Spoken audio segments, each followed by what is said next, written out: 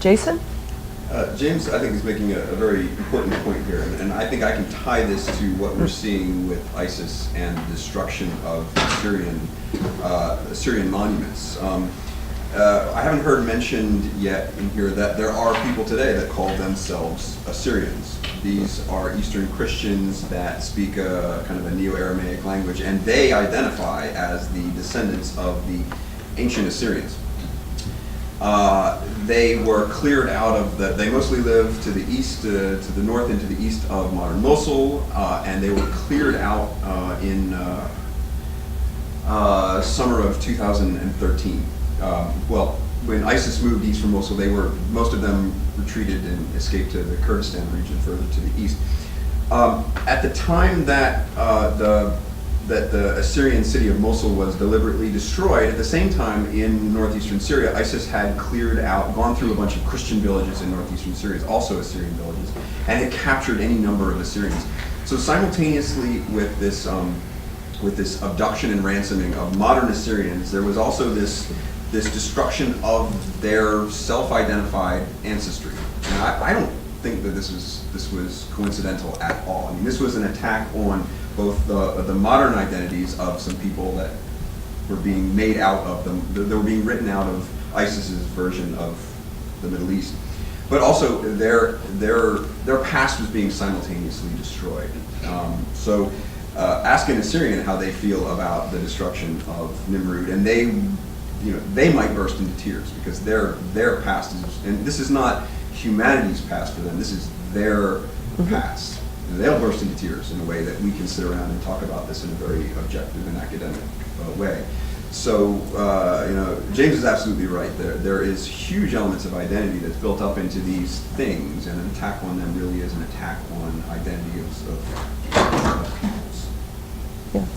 I think that's a great example, and I'd also like to add to it that there are even some people living in these areas that may not identify with those landmarks as for their ancient meaning. They might just walk past them every day to get water, or maybe they rely on them for an economic purpose, their tour guides, etc. Not only do these things represent the past and embody those meanings, they also just have a modern meaning as a familiar landscape or familiar feature on the landscape to people in general, and it's part of about feeling a sense of normalcy in people's lives and just the effects that war has on people's psyche. This destruction affects that too, even if they're not Assyrian. It's a very emotional thing, which is what I was thinking about a lot during Eliza's talk. And a second thing I just wanted to throw out there too that I thought of as you were speaking is this irony of ISIL, Daesh, destroyed the Armenian genocide or museum. It was a memorial, church and museum that was completely obliterated. The irony of that was a memorial to a previous sort of ethnic cleansing being wiped out a second time. Just another example. I think, yeah, one of the sad truths is also that it is clear we are more easily outraged by symbols than by numbers. I mean, we've been so used to seeing the human toll of the Syrian conflict just going up on a weekly basis for the past 4 years, and 4 years, 4.5, almost 5 years, almost 5 years ago. That the focus that we had that shifted really on those symbols. It was interesting to me to see how the death of Bashar al-Assad and the construction and the destruction of Palmyra were extremely simultaneous events, and the reaction was almost similar. So that both were more symbolic than the outrage here was for the destruction of both symbols there, and we see how blurry the line is between the person and the object. I mean, that's part of the thing that Matt talked about, but also Peter when you addressed the question of iconoclasm in the past. So I mean that's what I mean. Again, following up on this idea that people and objects are not exactly, the dichotomy is not that easy. I agree with you. I agree completely. I really am right there with you. And I mean, France is getting there, I'm not going to name any other countries, but it's, in this particular context, we're making a martyr out of those buildings almost, to the extent that we gave so much importance to those buildings that we made a target out of them. And it's almost a reverse process where the destruction of the buildings took place, and then we put all the importance and all the meanings into the destruction itself other than the object. Yes, we had a question here. Yeah, a question for the journalist amongst you, but I think it's really anybody could answer. You've spoken about about ISIS's propaganda machine. I wonder if you can say a few words about ISIS's professional competencies, its social makeup.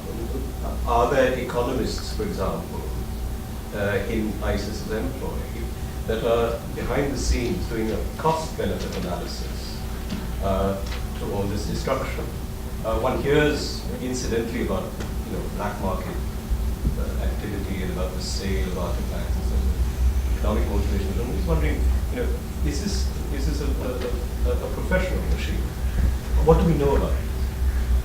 I'm probably not. I'm definitely not an expert on ISIS, and I'm probably not the best person to ask that question to. I suspect there are other people on the panel. I'll tell you what I know from reading the news.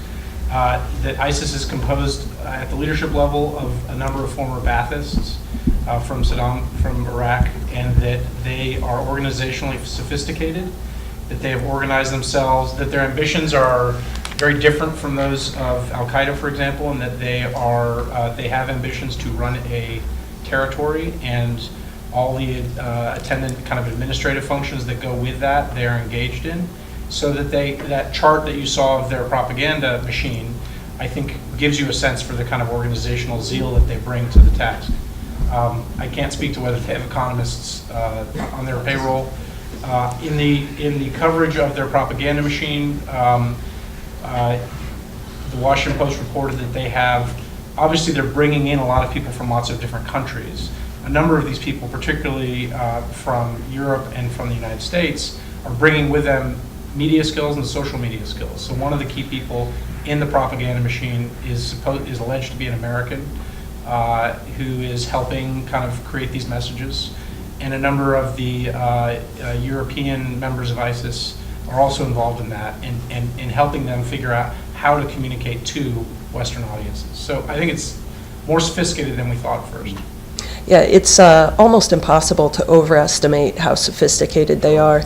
If you look at their main English language propaganda magazine, for example, Dabik, it is written in flawless English.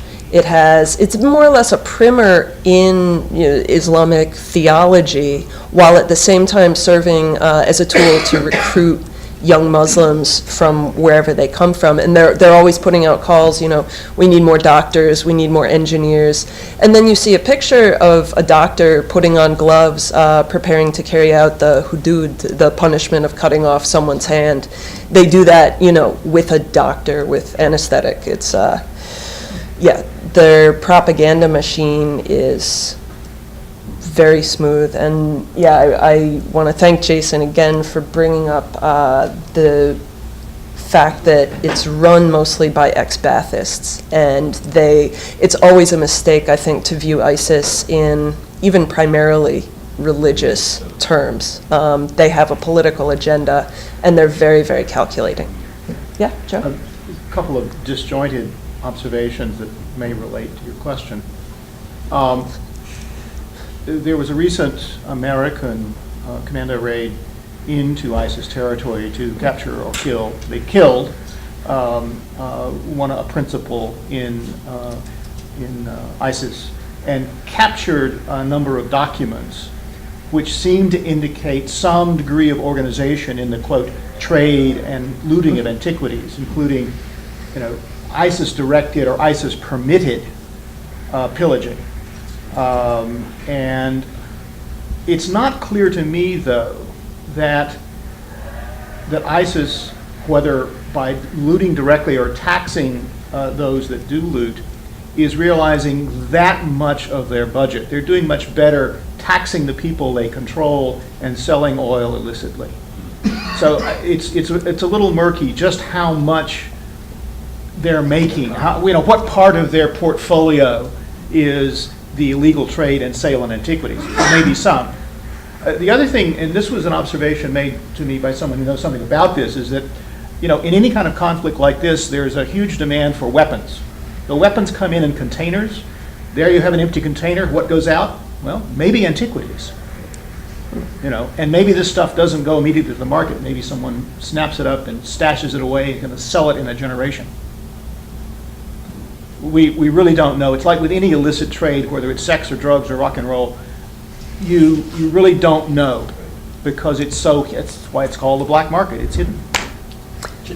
Just quickly, I was going to say that historically, the market, the art market, is what mediates between the destruction and the museum. And that's why I called my book Under the Hammer, because it's both the iconoclast's hammer and the auctioneer's hammer. That's fascinating. I didn't. So, a question up here? Yeah. I know that archaeology holds a really important part of distinguishing identity with these cultures like Palmyra and Syria. But I was wondering whether ISIS or ISIL or Daesh is kind of forming their own identity by using online mediums which don't go away and making that their kind of archaeology. Does that form their own form of nationalism? And is that going to be permanent? Well, Bastien? so Daesh's power is found really in its ability to legitimate itself.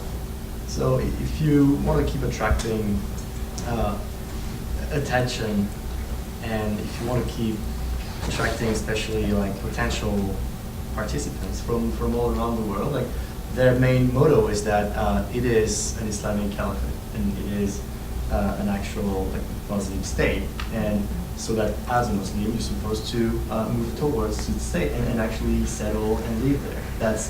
That's how they use some of the Islamic texts to justify their existence. So that's why they need to present themselves and be perceived as a complete entity that works with engineers, works with doctors, that has, and that even is going to create its own mythology. So like erasing the past there is also part of possibly creating a new past there. So I assume that this could be one of the next steps, like where this is going, but that they need to be perceived as an actual state to justify their existence and keep attracting people and funds.